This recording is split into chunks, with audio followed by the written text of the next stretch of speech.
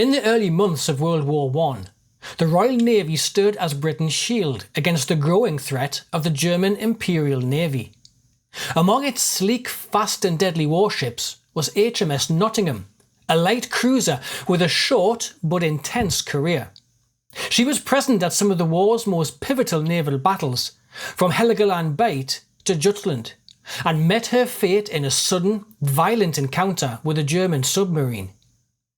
This is the story of her life, her service, her final moments that took her beneath the cold waters of the North Sea, and the remarkable discovery of her wreck more than a century later. HMS Nottingham was a town-class light cruiser of the Birmingham subclass, an improved design intended to hunt down enemy raiders threatening Britain's merchant shipping. The Town Class series built in several subclasses, including the Bristol, Weymouth, Chatham and Birmingham groups, were conceived to combine speed, range and moderate armour for commerce protection and fleet scouting. They were known for their balanced capabilities, making them versatile escorts and effective in cruiser-to-cruiser combat. The Birmingham subclass, to which Nottingham belonged, featured refinements in hull design and a heavier main battery than the earlier Chathams. She was a little larger and more heavily armed than her Chatham-class predecessors. She measured 457 feet in length, with a beam of 50 feet and a draft of 16 feet. At deep load, she displaced just over 6,000 tons. Her 4 Parsons steam turbines, powered by a dozen Yarrow boilers burning coal and oil, could drive her to 25 knots. Her main punch came from 9 breech-loading 6-inch Mark 12 guns, arranged in single mounts, each capable of hurling a 100-pound shell with considerable accuracy and rate of fire. These weapons allowed her to engage enemy cruisers at medium ranges with sustained broadsides. She also carried a pair of submerged 21-inch torpedo tubes for close-range strikes against larger opponents. And in 1915, an anti-aircraft gun was added aft of the rear funnel to counter the growing aerial threat. Armour protection ranged from 2 to 4 inches in key areas, with a waterline belt shielding her vitals and thicker plating on the conning tower for command protection. A crew of around 480 officers and men brought her to life, operating her machinery, weapons and communications in the unforgiving conditions of the North Sea. Laid down on the 13th of June 1912, launched 10 months later on the 18th of April 1913 and completed almost exactly a year later in April of 1914. She officially entered service that month, and she joined the 1st Light Cruiser Squadron of the Grand Fleet, just in time for the world to plunge into war. War came in August 1914, and just weeks later, Nottingham was part of a British force striking into the Heligoland Bight, a risky foray into waters close to Germany's main naval bases. In the early hours of the 28th of August, she steamed alongside other cruisers of the 1st Light Cruiser Squadron, moving in to support British destroyers already engaged with German patrols. As the battle intensified, Nottingham took part in the coordinated attack on the German light cruiser HMS Mainz, working alongside her sister ships to help bring the enemy under concentrated gunfire. Mainz, heavily damaged by the combined British assault, was eventually left dead in the water and later sank. Throughout the action, Nottingham manoeuvred skillfully to avoid incoming fire, emerging from the engagement without damage.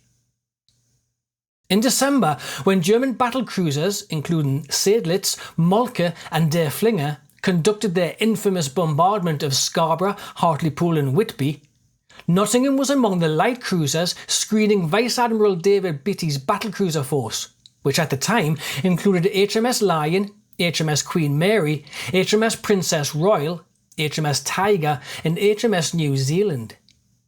As reports of the shelling reached the fleet, the British response force raced to intercept the retreating Germans.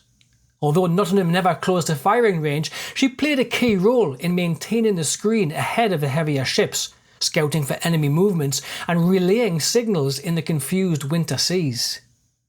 At the Battle of Dogger Bank in January 1915, she played a decisive role in the destruction of the German armoured cruiser HMS Volusia. In a high-speed running battle across the North Sea, Nottingham worked in concert with other light cruisers to shadow and harry the retreating German force, relaying position signals and closing the range whenever possible. When Volusia, the rearmost ship in the German line, was crippled by British battlecruiser fire, Nottingham moved in to deliver accurate 6-inch salvos against the listing and slowing enemy. Her fire contributed to the catastrophic damage that caused Volusia to capsize and sink, taking most of her crew with her. Later that year, she joined the 2nd Light Cruiser Squadron, continuing patrols and occasionally enduring submarine attacks, although she was never hit. Then came the Battle of Jutland, 31st of May 1916, the largest naval clash of the war. As part of the 2nd Light Cruiser Squadron, screening Beatty's battlecruisers, Nottingham was heavily engaged throughout the day.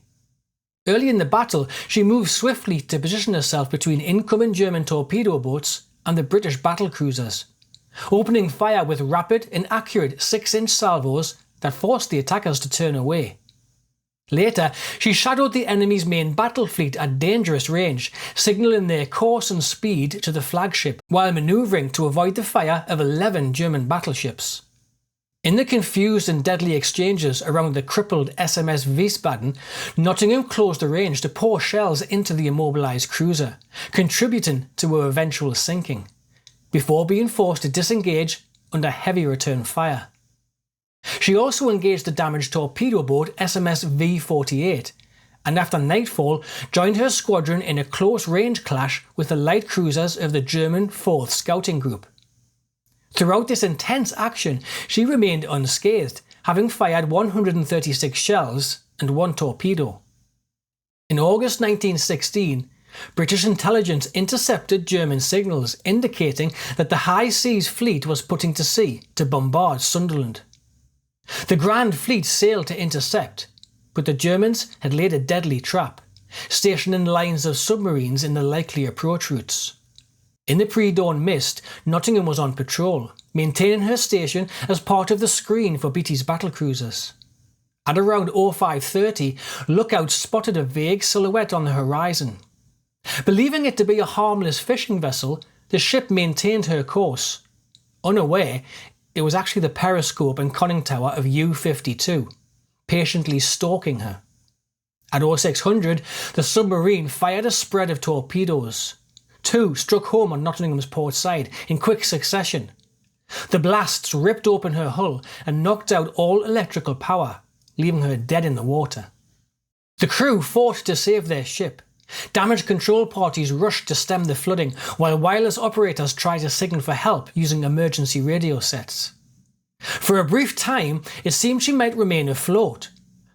But at 0625, U-52 fired again, a 3rd torpedo smashing into her and sealing her fate. As her list increased, orders were given to abandon ship. Lifeboats and rafts were lowered in haste as cold North Sea water swept across her decks. 2 destroyers sent at full speed from the main body arrived barely 10 minutes before she finally rolled and slipped beneath the surface at 10 minutes past 7. Survivors were hauled aboard in a matter of minutes, but 38 men were lost with their ship. In the years that followed, Nottingham was remembered in memorials and ceremonies. Her Jutland Union Jack hangs today in St Mary's Church, Nottingham. In 1993, a remarkable gesture of reconciliation took place. During a formal visit, a senior German admiral presented the captain of the modern HMS Nottingham with a badge and ensign taken from the stricken cruiser in 1916. These items had been recovered from a lifeboat from the stricken ship by the crew of U-52 and carefully preserved by the submarine's executive officer for decades, passed down through his family as historical keepsakes. Their return, more than 75 years later, symbolised not only the closing of a chapter in naval history, but also the enduring respect between former adversaries. And then, in July 2025, more than a century after she sank, Divers from ProjectXplore finally located her wreck 60 miles off the coast of Scotland, lying 82 metres down in the cold, dark North Sea. The international dive team had spent months poring over wartime records, ship's logs and telegrams, before surveying the seabed with sonar to identify a promising site. On reaching the wreck, they confirmed her identity beyond doubt. Her name stamped into the stern, her dimensions and layout unmistakable, and even Royal Navy dinner plates bearing the blue crown emblem lying amid the silt. Here she rests, a silent guardian of history, her story once again brought vividly to the surface. HMS Nottingham's career was short, but she was there in the thick of the Great War's fiercest naval battles, serving with courage until the end. In steel, in service, and in sacrifice, she earned her place in the proud history of the Royal Navy. Thanks very much for watching. Please take a moment to hit the like button and consider subscribing.